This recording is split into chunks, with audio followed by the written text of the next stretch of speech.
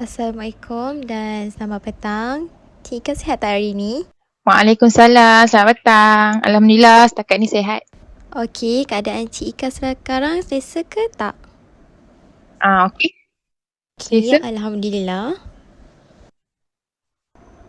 Okey, untuk pengetahuan Cik Ika, ini Hmm. merupakan sesi kaunseling individu kita yang pertama. Dan terlebih dahulu, saya ingin mengucapkan terima kasihlah kerana Cik Ika sudi memilih saya untuk membuat sesi pada petang ini. Okey, sebelum itu izinkan saya untuk perkenalkan diri saya sendiri, iaitu saya Nur Fakia binti Muhammad Salihuddin. Saya berumur 22 tahun dan berasal daripada Kelantan. Okey, sebelum kita memulakan sesi kaunseling individu pada petang ni, saya naklah juga kan kenal latar belakang klien saya iaitu Cik Ika sendiri, macam bagi nama penuh, latar belakang pendidikan ke kalau masih menjadi student, atau kalau bekerja nyatakan pekerjaan apa. Boleh? Okey, nama saya Nur Syafiqah Syazwani binti Zul. Boleh panggil saya Ika. Saya umur 22 tahun. Sekarang tak belajar, kerja kat supermarket. Oh, okey, kerja kat supermarket. Okey, dah lama ke bekerja dekat supermarket tu? Tak, tak sampai setahun pun. Oh, tak sampai setahun lagi. Okey. Ah, Okey, saya akan menerangkan sedikit sebanyak tentang apa itu definisi kaunseling dan apa itu kaunseling kepada Cik Ika. Kaunseling ni dia okey. merupakan satu interaksi bersemuka antara kaunselor iaitu saya sendiri dengan klien iaitu Cik Ika supaya Mm-mm. celik akal untuk menyelesaikan isu atau masalah yang Cik Ika luahkan dan kongsikan kepada saya dalam sesi kaunseling pada petang ini. Okey, dan sesi pada petang ini merupakan sesi kaunseling individu, dan apa sahaja yang Cik Ika ceritakan kepada saya pada ini adalah termaktub dalam etika dan akta kaunseling. Jadi Cik Ika tidak perlu risau kerana sekarang ia pun sudah menjadi kerahsiaan.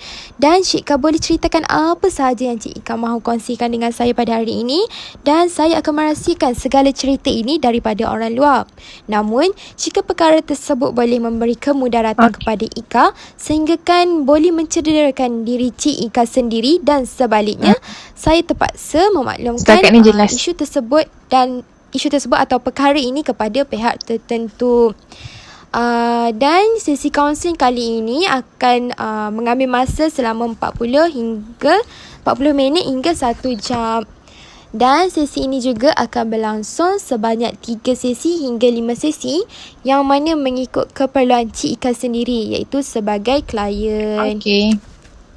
Okey, agak-agak pada sesi kaunseling individu pada petang ini, apa yang Cik Ika rasa nak kongsikan, nak luahkan kepada saya? Nak cerita pasal kawan yang toksik.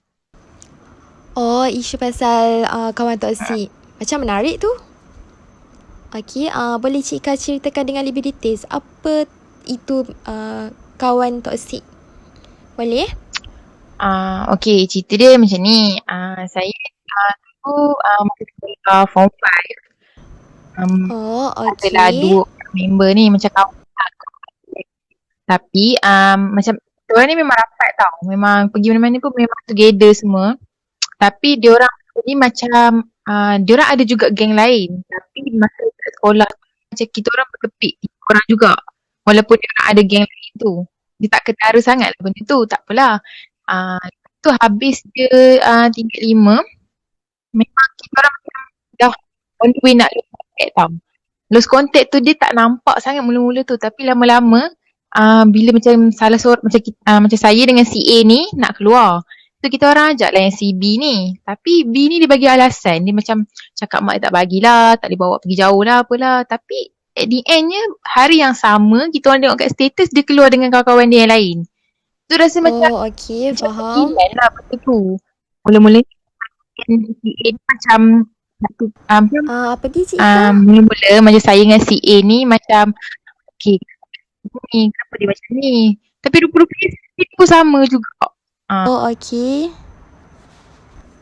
Oh, jadinya Si E ni pun perangai si E sama. ni dengan Cuma si B ni dia sama macam je. lambat sikit lah. Oh, okey. Dia punya lupa kawan tu lambat sikit. Dia bila dia dah senang, macam dia dah macam lupa saya. Oh, okey. Dia macam lupa Cik Ika lah. Okey. Macam mana Cik Ika boleh perasan benda ni? Macam mana Cik Ika boleh tahu dia ni member toxic? Dia macam cuba hindarkan diri pada kita orang. Macam tu. Dia macam cuba. Lepas tu dalam macam rasanya dalam bulan lepas atau 2 bulan lepas macam tu, saya ada macam balas status dia tau kat WhatsApp. And then dia macam saya macam balas tu dalam keadaan macam saya gelak macam ha ha ha macam tu. Lepas tu yang dia macam cakap Apa Cik Ika? dia macam apa yang lawak ni nak gelak-gelak macam tu. Macam saya macam kau faham lah macam tu lah. So saya macam nampak lah dia tu macam pandai ni belakang. Okey. Okey, menurut Cik Ika lah. Agak-agak apakah punca perkara atau isu ini boleh berlaku? Saya rasa kalau saya muhasabah balik diri saya rasa mungkin berpunca pada diri saya juga kot. Saya macam sebelum saya sekolah tingkat 4 dekat situ, dia sekolah lain, dia sekolah asrama. Sekolah asrama. Okey. Masuk tingkat 4 dengan 5 tu. Saya kenal dengan diorang ni pula jenis yang alim. Macam tu. Mungkin saya masih tak memilih kawan kot. Macam saya tak boleh nak get along dengan diorang. Macam tu. Jadinya kiranya Cik Ika tak boleh nak follow diorang macam diorang kan macam alim. Jadi macam kita ni biasa je kan. Jadi macam itulah macam menyebabkan jurang sikit antara Cik Ika dengan diorang kan. Okey, jadi sekarang saya nak tahulah Cik Ika masih lagi ke berhubung dengan diorang? Dengan sekarang CB tu saya dah delete nombor dia sebab dah macam melampau sangat. So itu macam nampak lah gap tapi tak ketara sangat. Macam tu je, dah tak rapat sangat dah. Okey, tadi Cik Ika cakap Cik Ika rapat kan dengan CE dengan CB ni. Pernah tak kadang-kadang tu Cik Ika teringat balik susah senang bersama dengan diorang. Lepas tu ada tak perkara ni bagi efek dekat emosi Ika? Sebab yelah ia melibatkan kawan kawan rapat kita kan. Yang kadang-kadang kawan rapat ni kita boleh jadikan macam kita boleh anggap dia dah sebagai adik-beradik kan. Jadi pernah tak? Itulah kadang-kadang Ika terfikir. Memang ada pun sebenarnya sebelum saya macam nak putuskan relationship tu kan. Tapi saya macam fikir ke depan juga. Saya fikir macam diorang ada masa susah saya pun ada masa susah diorang. Tapi benda tu sebenarnya sedih. Tapi sampai bila saya nak hold benda tu? Saya nak tipu diri saya sendiri. Macam saya rasa saya better lagi kehilangan kawan yang macam tu and cari kawan yang lain. Kalau kita nak ikut dengan kenangan je macam tak kot. Macam tu lah. Ada benda yang kita boleh simpan, ada benda yang kita kena buang. Macam tu. Jadi sekarang Cik Ika tak lagi kontak dengan diorang lah? Tak sih, itu macam okey lagi lah. Okey, kiranya sekarang memang tak pernah kontak langsung lah. Hari tu ada kontak, ada juga. Tapi bila diorang kontak tu just atas sebab tertentu. Bukannya untuk tanya khabar ke apa, tak. Ada sebab, macam nak minta tolong ke. So dah macam dah lali dah. Macam malas sangat nak kontak. Macam tu lah. Okey, faham. Kiranya macam bila benda ni dah lama berlaku kan. So mestilah macam Cik Ika rasa okey, macam tak nak fikir dah benda ni. Benda ni dah lama dah kan. Lagipun masing-masing dah pun tak kontak lama dah. Jadi lagilah kalau nak chat untuk tanya khabar tu maybe tak ada lah kot kan. Lagipun diorang pun macam dah ada kawan member baru. Macam diorang dah tinggalkan Ika. Okey, lepas tu ada tak CA dengan CB ajak Cik Ika keluar? Ada ajak keluar. Yang macam CA ni kan, macam okay nampak obvious dia dulu, dia tu macam pakai kereta biasa. So sekarang dah pakai pakai kereta Oh, biasa. okay. So saya ni memang selalu dengan dia dengan kereta tu. Tapi dia dah beli kereta lambang H. So dia macam lupa diri. Dia macam dah tak ajak dah saya. Tapi saya adalah ajak dia 2, 3, 4 kali juga keluar kan. Tapi malulah. Takkan kita yang nak ajak dia kan sebab kereta dia kan. So macam dia Jadi macam dia yang pick up kita, dia lah yang ajak kita keluar kan. Takkan kita nak ajak dia keluar pula. Boleh saya tahu CA ni dia kerja apa dia sebenarnya student juga. Dia student tapi parent dia yang beli untuk dia. Oh, student lagi. Kiranya lepas dia angkat kereta lambai H tu, dia terus tak dapat dengan Cik Ika memang lah. nampak sangat Macam tu. sebab masa dia susah dulu, dia kategori dengan susah lah sebab dia pakai kereta biasa-biasa je kan. Dia macam dia tak keluar sangat dengan member-member dia yang lain tu. Sebab member dia yang lain tu macam saya tengok macam tak boleh nak hidup susah.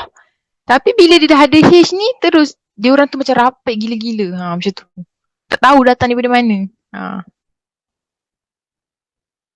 Lepas dia angkat kereta H tu, ramai orang nak berkawan dengan dia lah. Jadi, dia tinggalkan kawan lama dia iaitu Cik Ika sendiri yang mana ada waktu susah senang bersama dengan dia kan.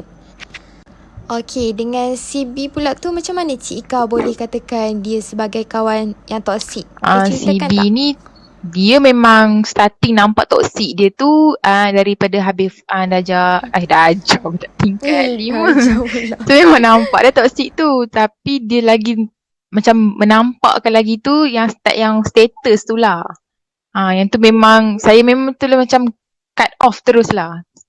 Jadi perangai CB ni dia macam suka peli-peli lah. Dia suka pelikar macam tu. Sebab sebelum tu ada juga dia macam peli-peli kita orang. Macam dia cakap, dia kan dia kan alim kan, pakai tudung labu. So macam kalau dia dapat tahu kawan-kawan dia mana yang bercinta tu, dia suka peli. Dia peli orang lain. Jadi tapi dia peli juga sekarang lah orang lain tu. dia suka peli orang lain. Tapi sekarang ni benda tu macam nak kena kat saya. Tapi bukan bab peli lah macam tu. Okay, faham. Kiranya dia macam tak nak bagi Cik Ika bercinta lah. Dia bukan tak nak, dia macam tak suka. Mungkin sebab dia tak bercinta kot. Macam tu. Maybe dia sendiri pun tak pernah bercinta kan. Dia tak pernah. Dia tak pilih saya bab bercinta sebab saya tak bercinta. Dia pilih kawan-kawan yang lain. Macam tu. Jadinya Cik Ika pun kena tempias. Dia terkena tempias tapi bab lain. Okay. Boleh saya tahu rumah Cik Ika dengan kawan CA dengan kawan CB ni dekat-dekat ke jauh-jauh? Tak. Kita orang semua rumah jauh-jauh. Tak adalah jauh sangat. Macam bandar yang lain lah. Okay, faham. Okay, sebelum saya merumuskan sesi kawasan individu kita pada petang ni, ada apa-apa lagi tak isu yang ingin Cik Ika kemukakan, kongsikan dan luahkan kepada saya pada petang ini? Rasanya yang tu je kot, yang setakat ada masalah. Yang lain tak ada pun, okey je. Okay, memandangkan waktu sudah pun mencemburi kita, Cik Ika. Jadi apa yang boleh saya rumuskan, Cik Ika mempunyai isu berkaitan dengan masalah kawan toksik yang mana Cik Ika telah berkawan dengan CA dengan CB ni dah lama dari sekolah menengah lagi kan. Dan Cik Ika juga telah bersama dengan diorang di waktu diorang senang dan susah. Tapi apabila diorang dah senang, diorang lupakan Cik Ika. Okay, jadi kalau kita jadi apa yang kita boleh apa yang kita boleh katakan, diorang ni macam adalah side effect yang yang buruk kan. Jadi walaupun mereka perangai begitu, saya tak sarankanlah Cik Ika untuk berjauhan dengan mereka. Maybe apa yang menyebabkan perkara ini berlaku, mungkin antara tiga-tiga ni, CA, CB, Cik Ika macam dah lama dah kan tak kontak. Jadi macam mesti tiga-tiga fikir buat apa aku nak kontak sebab dia pun tak cari aku pun tak cari dia kan. Jadi apa yang kita boleh tengok dekat sini, ia berkaitan dengan masalah komunikasi. Jadi komunikasi dekat sini kurang. Jadi di antara tiga orang ni, Saya rasa Cik Ika Beralah. perlulah beralah untuk menyelesaikan isu ini. Sebab jika tak ada siapa yang beralah, dia macam isu ni takkan selesai tu tak. Dia memang takkan, macam semua takkan kontak hingga ke habis. Jadi walau bagaimanapun kawan Cik Ika berperangai macam tu, saya tak rasalah Cik Ika perlu lost contact. Sebab apa yang saya tahu, Islam ni dia mengajar kita membimbing, bukannya menjauhi seseorang tu. Kalau seseorang tu berperangai buruk sekalipun, Cik Ika boleh macam tegur ke perangai diorang. Cik Ika bagi tahulah macam tak patutlah kita tak bertegur siapa kan. Sedangkan kita ni dah 3 hari tak bertegur siapa pun dah dikira macam tak bagus lah dalam diri. Okey, saya rasa Cik Ika patutlah beralah lah ke. Cuba menghubungi diorang ke. Macam try lah untuk kontak-kontak, untuk slow bercakap dengan diorang balik, untuk menjadi apa tu, untuk menjadi kepada friendship yang lama. Tak naklah friendship yang baru ni yang macam, yelah, tiga-tiga tak bertegur kan, macam tak best lah. Kita pun macam nak semua isu yang ada dalam kehidupan kita ni selesai. So Cik Ika kena check lah dia si A dengan si B ni lepas ni. Boleh? Setakat ni faham. Jelas. Okey, jelas Alhamdulillah setakat ini Cik Ika faham dan jelas dengan apa yang saya sampaikan sepanjang sesi kaunseling individu ini berjalan. Okey, saya nak tengoklah progres Cik Ika untuk pada sesi kedua.